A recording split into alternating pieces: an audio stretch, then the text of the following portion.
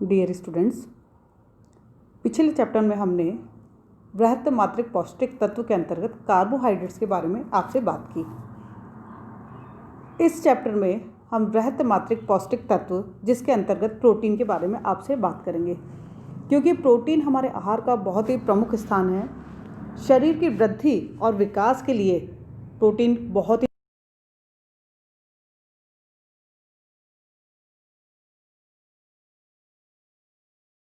उसके वापस से पुनर्निर्माण के लिए प्रोटीन की आवश्यकता होती है।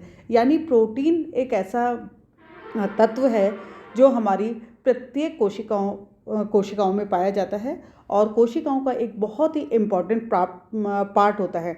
इस प्रकार हम देखते हैं कि जीवित रहने के लिए भी प्रोटीन काफ़ी अनिवार्य है। प्रोटीन को शरीर की आधारशिला यानी building block of the body उसकी संज्ञा भी दी जाती है। अब हम देखें कि प्रोटीन कहाँ कहाँ पाया जाता है। हमारी बॉडी के अंदर जो प्रोटीन है वो रक्त के अंदर, मांसपेशियों के अंदर, यानी हम कह रहे हैं कि प्रत्येक कोशिकाओं के अंदर है। तो प्रत्येक कोशिका जो हमारे पूरे शरीर में पाई जाती है, यानी हमारी जो बॉडी है वो कोशिकाओं के द्वारा निर्मित है। यानी हमारा जो हर पार्ट है बॉडी का, चाहे वो रक्त हो, चाहे वो मांसपेशियाँ हो, चाहे वो यकृत हो, अस्थि के तंतु हो, त्वचा हो, बाल हो, हार्मोन्स हो, आदि जितने भी हमारी बॉडी से रिलेटेड सिस्टम्स हैं उन सभी के अंदर प्रोटीन उपस्थित होता है। इसीलिए इसे प्रोटीन जो है बिल्डिंग ब्लॉक भी कहा जाता है या शरीर की आधारशिला भी कहा जाता है। अब हमारी बॉडी में कितना प्रोटीन उपस्थित होता है, तो हम देखें कि हमारा जो ड्राई वेट है, यानी जो शुष्क वजन जिसे हम कह सकते हैं ड्राई बॉडी वेट, उसका आधा भाग प्रोटीन का बना होता है। यानी 50% जो है हमारी बॉडी के अंदर, अगर ड्राई वेट हमारा जितना भी है उसका आधा जो है वो प्रोटीन पाया जाता है। कुल शरीर वज़न का जितना वज़न है उसका 1/3 भाग प्रोटीन्स का मांसपेशियों में पाया जाता है, 1/5 भाग अस्थियों में पाया जाता है, 1/10 भाग त्वचा में, तथा शेष भाग जितना भी बचा हुआ भाग है वो अन्य जितने भी ऊतक हैं, लसिका है, रक्त है, श्लेष्मिक तरल है, प्रमस्तिष्क,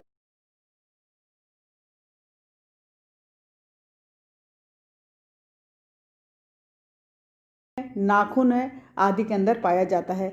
इसके अलावा सबसे इम्पॉर्टेंट बात यह है कि जितनी भी कोशिकाएं हैं, जो जीवित कोशिकाएं हैं, उन जीवित कोशिकाओं के जो केंद्रक है, यानी जो बीच का पार्ट है जिसे हम न्यूक्लियस कहते हैं, केंद्रक कहते हैं, उस सेंटर पार्ट में प्रोटीन उपस्थित होता है न्यूक्लियोप्रोटीन के रूप में। इसका मतलब यह है कि हर सेल के अंदर प्रोटीन उपस्थित है। अब इसके अगर हम रासायनिक संगठन को देखें, क्योंकि प्रोटीन बहुत ही इम्पॉर्टेंट कंपाउंड है, बहुत ही इम्पॉर्टेंट तत्व है, हमारे भोजन में इसका उपस्थित होना बहुत ही अनिवार्य है। इसका कंपोजिशन यदि हम देखें, यहाँ रासायनिक संगठन की हम बात करें, तो प्रोटीन जो है जैसा कि हमने पहले भी कहा कि कार्बोहाइड्रेट्स, कार्बन, हाइड्रोजन, ऑक्सीजन यानी कार्बनिक पदार्थ है, उसी तरह से प्रोटीन जो है वो भी कार्बनिक पदार्थ है। यानी इसके अंदर भी कार्बन, हाइड्रोजन और ऑक्सीजन पाया जाता है, लेकिन साथ में नाइट्रोजन की भी उपस्थिति होती है। तो यहाँ पर जो इम्पॉर्टेंट चीज़ें हैं कार्बन, हाइड्रोजन, ऑक्सीजन और नाइट्रोजन। इसके अलावा कुछ प्रोटीन्स में सल्फर और फॉस्फोरस भी पाया जाता है। तो प्रोटीन का जो इम्पॉर्टेंट कंस्टिट्यूशन क्या है, प्रोटीन के अंदर कार्बन, हाइड्रोजन, ऑक्सीजन, नाइट्रोजन और सल्फर और प्रोटीन। अब इसके अंदर जैसे कार्बोहाइड्रेट्स में, कार्बोहाइड्रेट्स का जो फॉर्मूला था वो था C6H12O6 यानी CnH2ON, लेकिन यहाँ जो इसका फॉर्मूला है वो अलग है। कार्बन की मात्रा और ऑक्सीजन की मात्रा का जो प्रपोर्शन है वो अलग है। तो जो प्रोटीन के अंदर जो रसायन पाए जाते हैं, जो कार्बन, हाइड्रोजन, ऑक्सीजन, वहाँ पर देखें तो कार्बन की जो मात्रा है वो 50% पाई जाती है। ऑक्सीजन की जो मात्रा है उसमें 32% ऑक्सीजन होता है। नाइट्रोजन की मात्रा 16% पाई जाती है।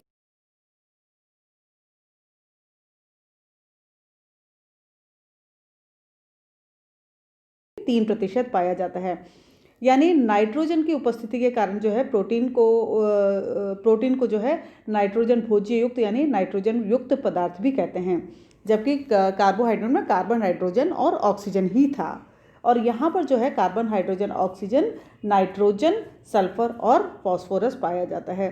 अब इसकी जो इकाई है, जैसे हमने कार्बोहाइड्रेट की इकाई को कहा मोनोसैकेराइड उसकी इकाई है जिसके अंदर ग्लूकोज इकाई थी, उसी प्रकार से प्रोटीन का जब पाचन होता है, जलीय अपघटन होता है, तो वह सबसे सरलतम इकाई यानी सबसे जो उसकी बेसिक यूनिट है उस यूनिट को कहा जाता है अमीनो अम्ल। यानी जब प्रोटीन टूटता है, प्रोटीन किससे बना होता है, इसका मतलब प्रोटीन अमीनो अम्ल के द्वारा बना होता है। अमीनो अम्ल या अमीनो एसिड जिसे हम कह सकते हैं उसके द्वारा बना होता है। अब अमीनो अम्ल जो कि सबसे सरलतम इकाई है, ये जब अमीनो अम्ल मिलते हैं तो प्रोटीन का निर्माण करते हैं। अब कितने अमीनो अम्ल इम्पॉर्टेंट है और कौन कौन से अमीनो अम्ल है उसके बारे में भी हम बात करेंगे। तो इसका मतलब ये है कि प्रोटीन किससे बना होता है, प्रोटीन जब टूटता है तो वो हमें अमीनो अम्ल प्रदान करता है। अब यहाँ पर देखा जाए तो अमीनो अम्ल की संरचना को हम देखें तो यहाँ जो दिखाई दे रही है उसमें दो समूह इसमें पाए जाते हैं अमीनो एसिड में। एक तो अमीनो समूह होता है और दूसरा कार्बोक्सिल समूह पाया जाता है। अमीनो समूह यानी जिसके अंदर जो कि क्षारीय प्रकृति का होता है NH2 समूह होता है, और दूसरा कार्बोक्सिल समूह जो COOH होता है जो कि अम्लीय प्रकृति का होता है। तो प्रोटीन्स के अंदर दोनों गुण पाए जाते हैं, दोनों चीज़ें पाई जाती है, यानी अमीनो समूह भी है और कार्बोक्सिल समूह भी है। परंतु सभी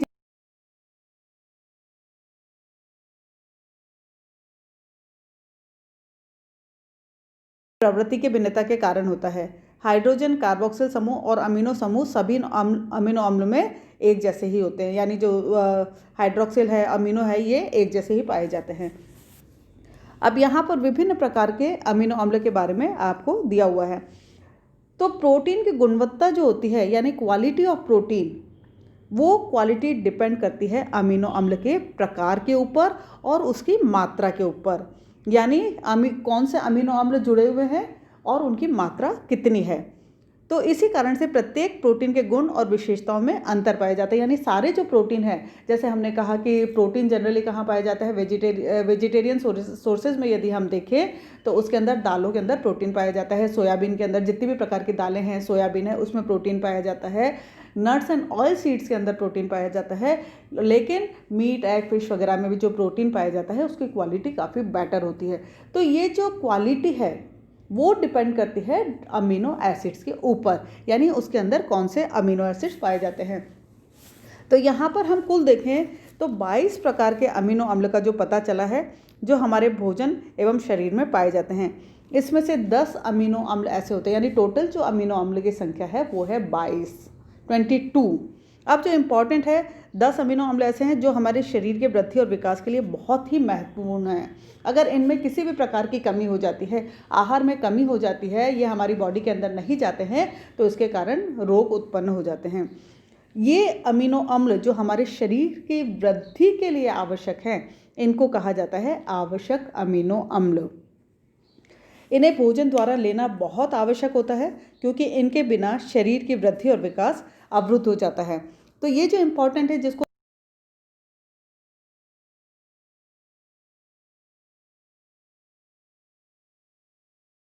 जो हमारी बॉडी के लिए काफ़ी आवश्यक होते हैं, क्योंकि इनका निर्माण जो है हमारे शरीर में नहीं होता है, इसलिए इन्हें भोजन में लेना आवश्यक होता है। इनकी कमी के कारण हमारी जो ग्रोथ है, वृद्धि और विकास के लिए जो आवश्यक है वो रुक जाती है, और क्योंकि कोशिकाओं का निर्माण नहीं हो पाता। तो ये जो 10 हैं आवश्यक अमीनो अम्ल, इनको हम इन नामों से जान सकते हैं। सबसे पहला आता है हिस्टिडीन, जो 10 अमीनो अम्ल है उसमें हिस्टिडीन, ल्यूसीन, दूसरा जो है ल्यूसीन जिसे कहा जाता है, तीसरा आइसोल्यूसीन, चौथा लाइसीन, पांचवा आर्जिनिन, छठा मिथियोनिन, सातवां थ्रियोनिन, फिनाइल एलिनिन, वैलिन और ट्रिप्टोफेन। इस तरह से हम देखें तो ये जो 10 अमीनो एसिड हैं ये हमारे शरीर के लिए काफ़ी आवश्यक है, और अगर डेफिशिएंसी हो जाती है, कमी हो जाती है, तो हमारे शरीर में रोग उत्पन्न, वृद्धि और विकास की दर कम हो जाती है, ग्रोथ रेट कम हो जाती है, और जिसके कारण से ग्रोथ कम होती है। इसके अलावा 5 अमीनो अम्ल ऐसे हैं जो आंशिक रूप से आवश्यक है। इनका निर्माण शरीर में नहीं होता है। ये अमीनो अम्ल शरीर की कोशिकाओं एवं तंतुओं के निर्माण के लिए आवश्यक होते हैं। इन्हें भी भोजन के द्वारा ही लेना होता है। ये 5 जो अमीनो अम्ल है वो है थायरोक्सिन, सिस्टीन, ग्लाइसिन, टायरोसिन तथा सीरिन। लेकिन जो इम्पॉर्टेंट हमने कहा कि जो 10 हैं वो हमारे लिए बहुत ही आवश्यक हैं। अब इसके बाद हम बात करते हैं अनावश्यक अमीनो अम्ल के बारे में, यानी वो अमीनो अम्ल जो अगर हमारे आहार में नहीं होंगे तो कोई ज़्यादा प्रभाव नहीं पड़ता है। ये हमारी बॉडी में इनकी उपस्थिति जो होती है, इनका जो निर्माण है शरीर में नाइट्रोजन की उपस्थिति में स्वतः ही हो जाता है। इन्हें भोजन के द्वारा लेना आवश्यक नहीं होता है, इसलिए इन्हें अनावश्यक अमीनो अम्ल की संज्ञा दी गई है। यानी ये बॉडी में इनका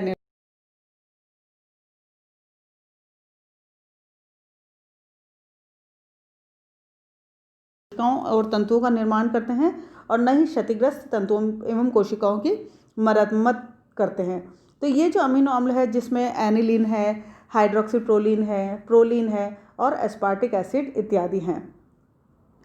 तो इस तरह से हम देखें तो 2 प्रकार के अमीनो अम्ल को हम 2 भागों में डिवाइड करते हैं। एक वो अमीनो अम्ल जो हमारे शरीर के लिए बहुत ही आवश्यक है, जिन्हें हम कहते हैं आवश्यक अमीनो अम्ल, और एक वो अमीनो अम्ल जिनका निर्माण हमारे शरीर में स्वतः हो जाता है, भोजन में लेना आवश्यक नहीं होता है, वो कहलाते हैं अनावश्यक अमीनो अम्ल।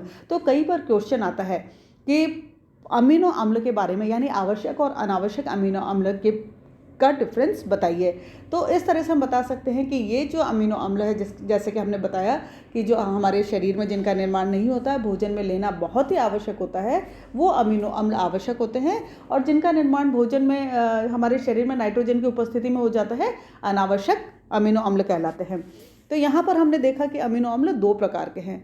अब हम बात करते हैं उनकी जो प्रॉपर्टीज़ हैं अमीनो अम्ल की, क्या प्रॉपर्टीज़ अमीनो अम्ल में पाई जाती है। तो अमीनो अम्ल सफ़ेद रवेदार होते हैं, इनके स्वाद में भिन्नता होती है। विभिन्न प्रकार के अमीनो अम्ल के स्वाद भिन्न भिन्न होते हैं। जैसे आर्जिनिन होता है वो थोड़ा कड़वा होता है, जबकि सीरीन, एनिलीन, ग्लाइसिन मीठे होते हैं। शिशुओं की वृद्धि और विकास के लिए हिस्टिडीन एवं आर्जिनिन बहुत ही आवश्यक है, लेकिन बड़े होने के बाद इनकी आवश्यकता नहीं होती है। कुछ अमीनो अम्ल ऐसे होते हैं जिनका निर्माण शरीर में स्वतः होता रहता है, जबकि अनावश्यक अमीनो अम्ल को भोजन के माध्यम, जबकि जो आवश्यक होते हैं उनको हमें भोजन के द्वारा लेना आवश्यक होता है। अनावश्यक अमीनो अम्ल जो होते हैं उनका निर्माण, जैसा कि हमने कहा, कि स्वतः हमारे शरीर में होता रहता है। इसके अलावा अमीनो अम्ल जो है विभिन्न प्रकार के होते हैं।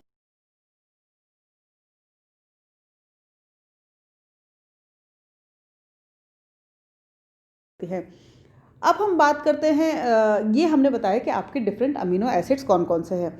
इसके बाद हम बात करेंगे प्रोटीन का वर्गीकरण, यानी जो प्रोटीन हम खाते हैं उनका वर्गीकरण बहुत सारे आधार पर किया जाता है। जैसे हमने पहले भी बताया कि क्वालिटी के आधार पर, अमीनो एसिड्स की क्वालिटी जो होती है उसके आधार पर हम करते हैं। तो इस तरह से हम देखें तो प्रोटीन का एक जनरल वर्गीकरण हम आज आपको बता देते हैं कि प्रोटीन जो है गुणवत्ता के आधार पर वर्गीकृत करते हैं, और प्राप्ति के साधन के आधार पर, और भौतिक गुण और घुलनशीलता के आधार पर इनको वर्गीकृत किया जाता है। यानी 3 प्रकार से हम इसका क्लासिफिकेशन करेंगे, जिसमें गुणवत्ता के आधार पर, जिसमें ऐसे प्रोटीन वाले सोर्सेज जो बहुत ही अच्छी क्वालिटी के होते हैं, जिनमें अच्छी क्वालिटी का अमीनो एसिड पाया जाता है, और कुछ कम पाया जाता है, इस तरह से हम क्लासीफाई करेंगे। और दूसरा प्राप्ति के स्थान जो साधन है उनके आधार पर करेंगे, और तीसरा हम क्लासीफाई करेंगे भौतिक गुणों एवं घुलनशीलता के आधार पर।